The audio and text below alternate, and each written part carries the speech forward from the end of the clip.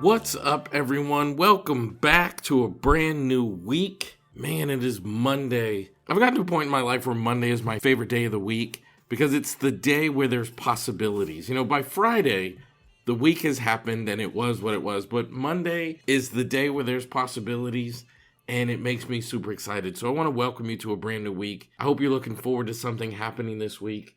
I hope this is the best week of your life, and I'm so honored and privileged that you would spend even a little bit of it with me, and I hope I can contribute to it being a really, really amazing week.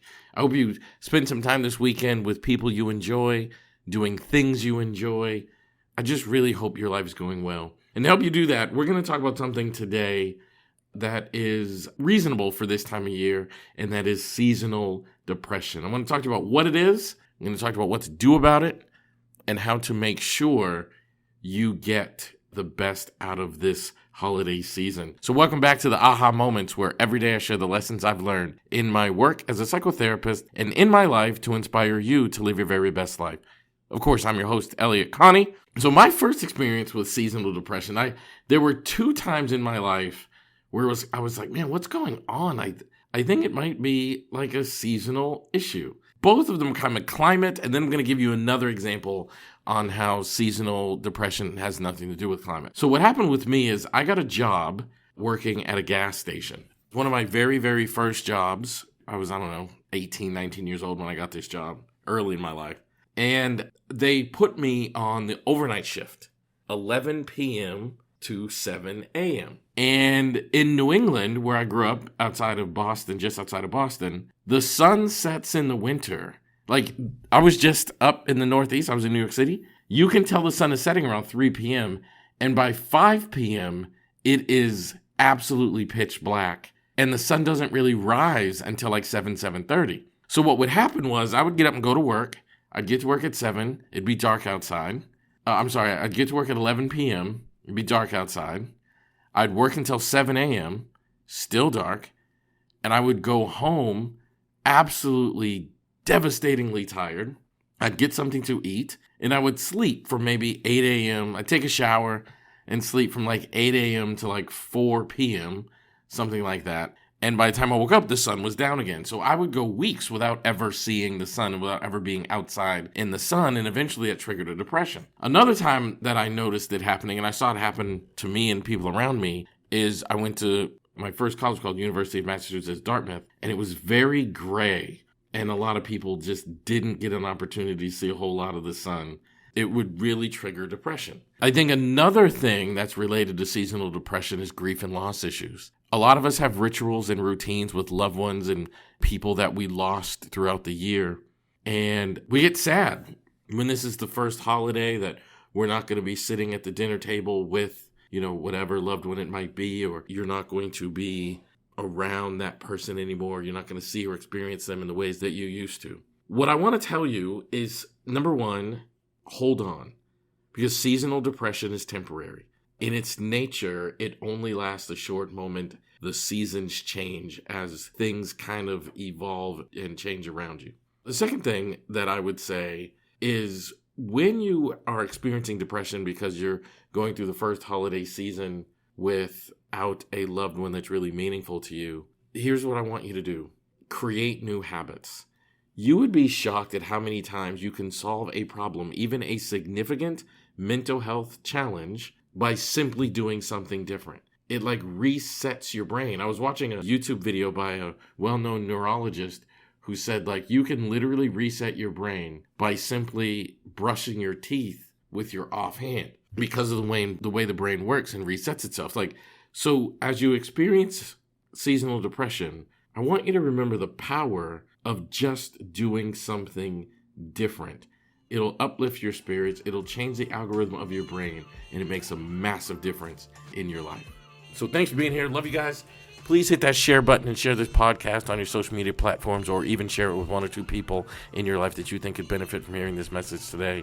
And speaking of social media, please follow me on social media. Just go to @ElliotSpeaks with 2 L's and 2 T's on Facebook, Instagram, or Twitter. And you can even, or I guess the new app also, Threads, @ElliotSpeaks. Or you can just search my name, Elliott Connie, and hit that follow button. and I would love to stay engaged with you there. If you haven't done so already, please subscribe to this podcast. You can do that on any channel you love listening to podcasts, Google, Spotify, Apple, like any place you enjoy listening to podcasts. And you can become a VIP listener by subscribing on Patreon and getting access to bonus content, which includes extra episodes each week and transcriptions from each and every episode. Thank you all so much. Love you for being here. Can't wait to see you tomorrow. Depression is a real thing that people struggle with. I think sometimes we think you're just sad, get over it, having a hard time, focus on something positive. You know, people say things like this, but depression is real. Like, it's the pervasive, negative, low energy, lack of love for self. I mean, it's really a struggle that impacts people. And I think we need to understand that better.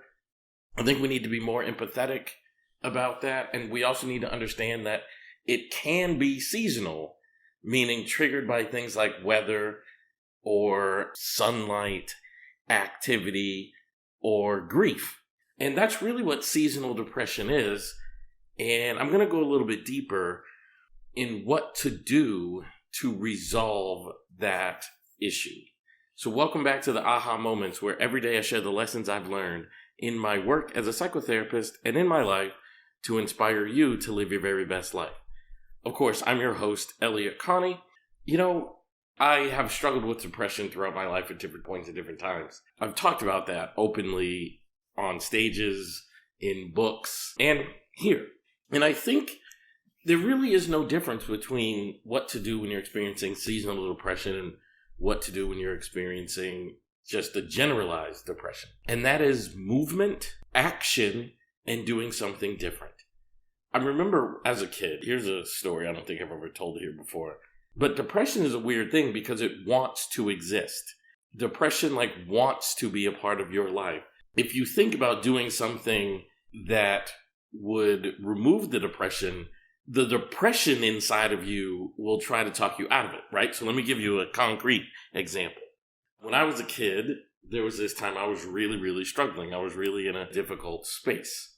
And my father, my parents were not together, and my father would come on the weekends and hang out with me and my brother, or brothers. And this particular time, there was a movie out, Beverly Hills Cop. I think it was Beverly Hills Cop 2, actually. And my father came, asked if we wanted to go see this movie. Now, I knew I would have enjoyed it. Eddie Murphy was he was the man at the time. He was the biggest movie star in the world. He was the biggest comedian in the world. I mean, he was amazing. He was the man. And I knew I would enjoy it. But I turned it down because I just didn't feel like going, and I wanted to sit and be by myself, and I wanted to just sit. And now, I mean, at the time, I was 11, 12, whatever the age. And now I realize that was the worst thing you could do. Do things to make yourself laugh. It releases endorphins. It connects you. It makes you happy. So do those things if you want the depression to resolve. I didn't know that at the time. I wasn't thinking about that at the time. I just did what was on my mind. And as a kid of that age who was really struggling, I just didn't feel like going. So I turned it down. My brothers and father went and had a great time. And I stayed in the same mood as I was in. So if you want to resolve depression, do things that get you moving, that get you going, that make you laugh, that connect you to your friends. Hang out with those friends, even though you're thinking, I don't feel like doing it. I think it's also important to do things that make you happy. One of the things that makes me happy during the holiday season, and we usually associate seasonal depression with things going on in the holiday season. Number one, because it's the winter and there's lower daylight, especially if you live in a place where I grew up, like Boston, Massachusetts, where the sun is pretty well gone about 4:15, and it is dark by 5 p.m. So we typically associate those things. And do something that makes you happy, like play that video game, watch that old movie that makes you laugh, brings back positive memories, puts you in a positive mood. I think we have to be very mindful of those things because we live in a world now where social media, you're just constantly getting bombarded with things into your brain, and you need to be careful about what things you let in your brain and be intentional about choosing things that make you happy. Listen to the music that makes you happy. Watch movies that make you happy. Be intentional about what you let into your mind, because that will play a huge role in how you feel about yourself. So thanks for being here. Love you guys. I really appreciate it. Please share this podcast on your social media platforms, or at least with one or two people in your life that you think could benefit from hearing this message today. Also, follow me on social media. @Elliott Speaks is my handle on Facebook, Instagram, Twitter, and Threads. I'd really appreciate that. You can also search my name, Elliott Connie. My handle is @Elliott Speaks, 2 L's and 2 T's. Also, if you haven't done so already, subscribe to this podcast. You can do that wherever you enjoy listening to podcasts, Apple, Spotify, Simplecast, or wherever. And also, you can become a VIP listener by subscribing on Patreon and getting access to bonus content, which includes extra episodes each week and transcriptions from each and every episode. Thanks so much. Can't wait to see you tomorrow.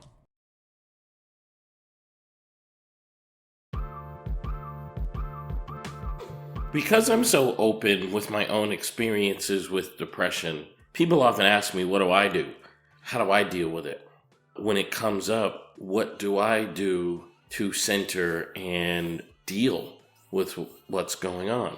And today I'm going to go into that. I'm going to talk about how I manage when I'm dealing with bouts of depression and when I'm feeling down, whether it's seasonal depression or not, which is the topic for this week. I think we all have to have a strategy to deal with, the hard things and the hard moments where depression takes over. And I'm going to share mine today. It's going to be vulnerable. It's going to be uncomfortable for me, but I'm going to do it because I hope to inspire somebody out there that may also be struggling. So welcome back to the aha moments, where every day I share the lessons I've learned in my work as a psychotherapist and in my life to inspire you to live your very best life. Of course, I'm your host, Elliott Connie, and I knew, as a young person, when I get down, I tend to sleep, I get lethargic, I recluse, I kind of turn inward, I spend a lot of time in my own head and alone. And as I've grown, I realize that those things, though comfortable, are not good for me. So when I'm feeling really down, I force myself to do things. I force myself to exercise. There's nothing more healing than aerobic exercise. So I force myself to get out and move. There's something about taking deep breaths from the deep parts of your lungs that is actually really good for you. It's really healing. It's really cleansing. So I do that. I take that really seriously, and I take that on, and I go forth and do what's necessary to help me feel good and feel better. And movement is one of the most important things that you can do. Another thing I do is I tell my friends how I'm feeling. I've got a really good friend, a really, really good friend. And when I'm in a real low place, I call him and he's there for me. I'm almost getting emotional now thinking about it because he's there for me. And I force myself to be vulnerable and to be uncomfortable and talk about how I'm feeling and why I'm feeling that way, even though I don't want to. I surround myself with people who love me, and I make sure they know how I'm feeling. Those things matter to me, and they make a huge deal. I got another friend that for years, whenever we were going through difficult times, we would call each other and ask for the other one to pray. And we still do that to this day. I'll call him and just say, hey man, can you pray for me? I'm going through a hard time. And he always says, I got you. So these are some of the things that I do. And I'm not saying that because I do them, you should do them. Because they work for me, they should work for you. What I am saying is pay attention to what does work for you and then implement those things when you are feeling down. And whether you struggle with depression or not, there will be times where life depresses you. There will be time when life pulls you down. There will be times when life is really, really hard. And you've got to have a way of managing that. You've got to have a way of managing life. I don't know how I would be if I hadn't figured out a way to manage things. And I'm very lucky. I don't drink. I don't use drugs. Those things have never been a part of my coping strategies. And I know a lot of people for whom those things are part of their coping strategies. And I'm fortunate. That's not me. But I want you to pay attention to what things are that work for you and how you can implement them in your life. So thanks for being here. Please share this podcast on your social media platforms or even with one person in your life that you think would benefit from hearing this message today. And speaking of social media, please follow me at Facebook, Instagram, Twitter, and now Threads. Elliott Speaks is my handle, 2 L's and 2 T's. I'd really love it if you would follow me, or you can just search my name, Elliott Connie. Pretty easily find me that way. Also, if you haven't done so already, please subscribe to this podcast. You can do that wherever you enjoy podcasts, whether it's Apple, Spotify, Simplecast, wherever. I promise you will love it. And you can become a VIP listener and get access to bonus content, which includes extra episodes each week and transcriptions from each and every episode. Thank y'all so much. Love you for being here. Can't wait to see you tomorrow. Depression is awful, man. Like, it really is terrible. You know, I've been talking about it this week from a seasonal depression standpoint. But I want to expand a bit because it's really no different. Seasonal depression is no different from any other kind of depression, except what triggered it. It's usually the change in seasons, change in environment, usually associated with winter. But what do people do if you have someone in your life who's struggling with depression? How do you help them? How do you support them? How are you there for them? I want to talk about, and I'm going to use a real personal example. I want to talk about how to do that.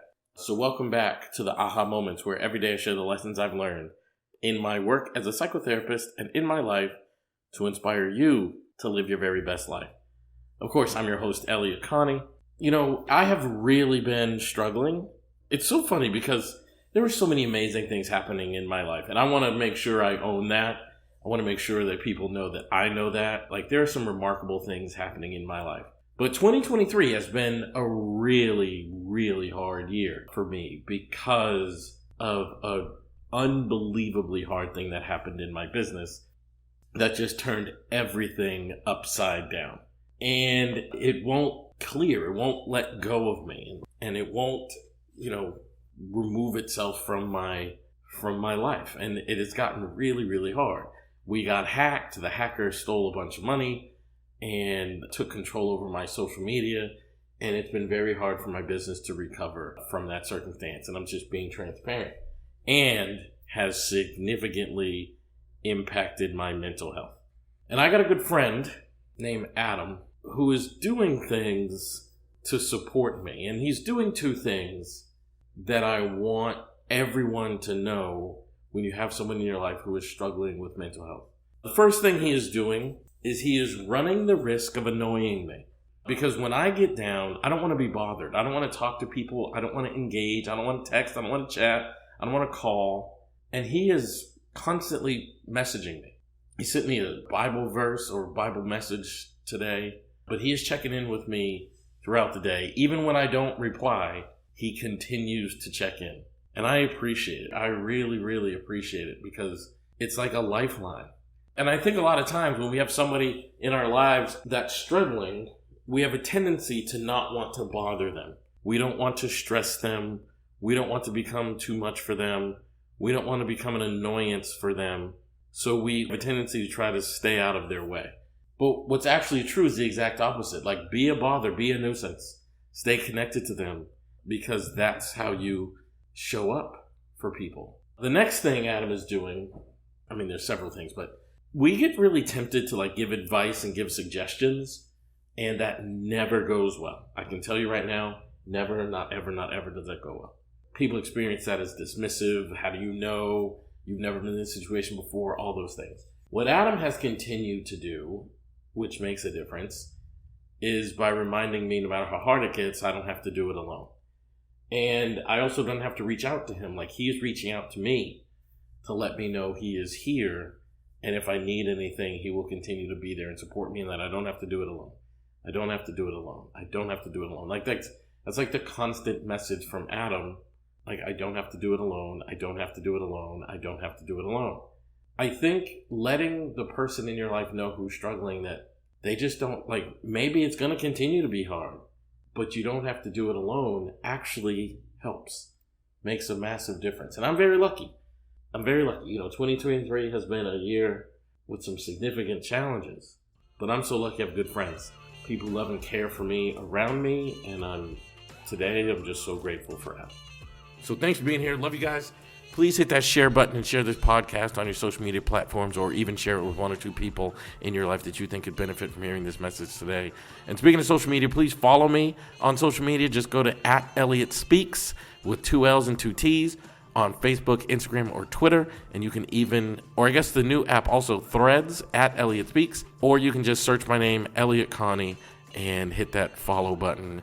And I would love to stay engaged with you there. If you haven't done so already, please subscribe to this podcast. You can do that on any channel you love listening to podcasts, Google, Spotify, Apple, like any place you enjoy listening to podcasts. And you can become a VIP listener by subscribing on Patreon and getting access to bonus content, which includes extra episodes each week and transcriptions from each and every episode. Thank you all so much. Love you for being here. Can't wait to see you tomorrow.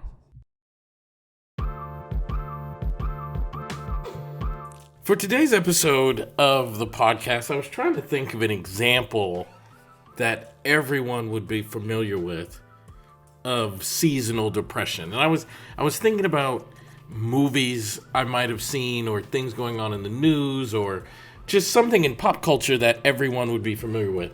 And I was kind of disappointed because I couldn't think of any. I was just thinking and racking my brain and I couldn't think of any. And then just now, I was thinking, you know what? There actually is an example that every single person will be familiar with as it relates to seasonal depression, and that is the pandemic. The pandemic is a really good example of seasonal depression and how external factors can trigger depression.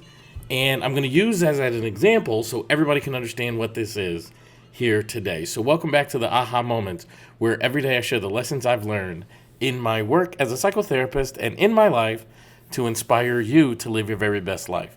Of course, I'm your host, Elliott Connie. And look, we're all familiar with conditions leading towards depression. And I'm going to go deep into how the pandemic taught us this lesson. But even without the pandemic, there are times when you might have an illness, right? Let's say food poisoning. You go out to eat or you have a meal wherever, and you get really, really sick and you can't keep food down for a day or two.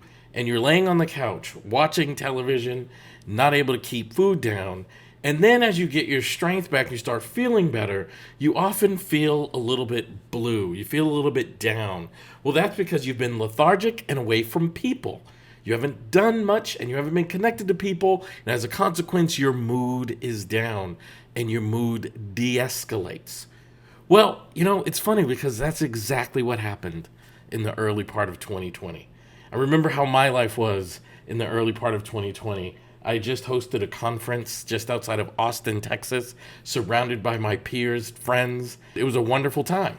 Then a couple of weeks later, I'll never forget, I was sitting in my office at home, watching television, preparing for a trip I was going to take in a few days, and the news broke that a professional basketball player had tested positive for COVID. And at that time, we didn't know what that meant.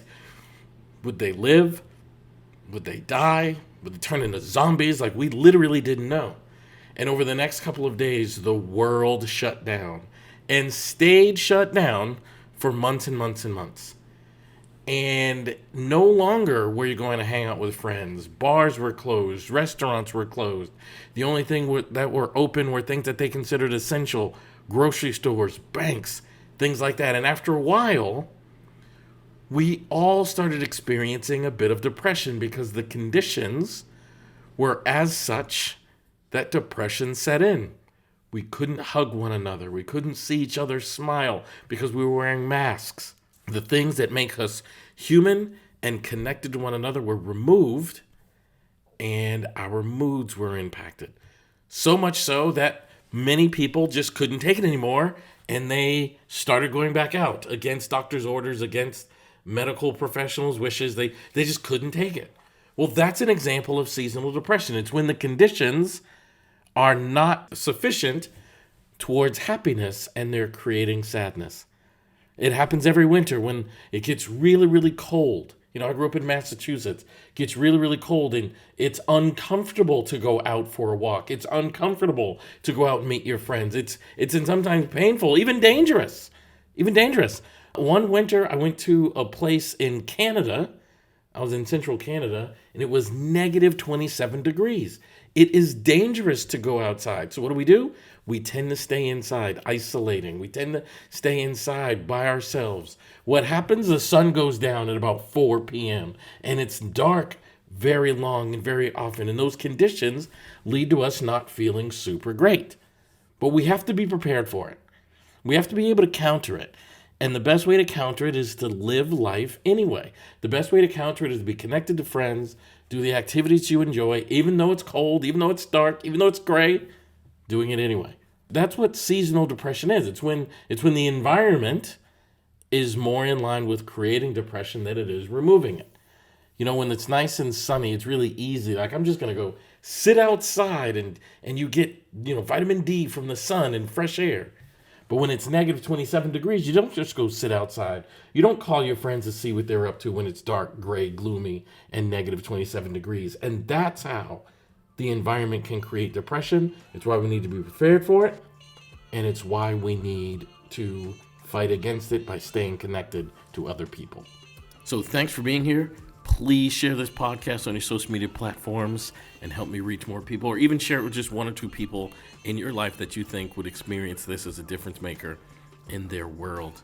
Also, follow me on social media. @Elliott Speaks is my handle on Facebook, Instagram, and Twitter. You can also just search my name, Elliott Connie. Pretty easy to find. And become a subscriber to this podcast if you haven't done so already. You can do that wherever you enjoy listening to podcasts, whether it's Apple, Spotify, Simplecast, wherever. You can also become a VIP listener by subscribing on Patreon and getting access to bonus content, which includes extra episodes each week and transcriptions from each and every episode. Thank y'all so much. I love you for being here, and I can't wait to see you tomorrow.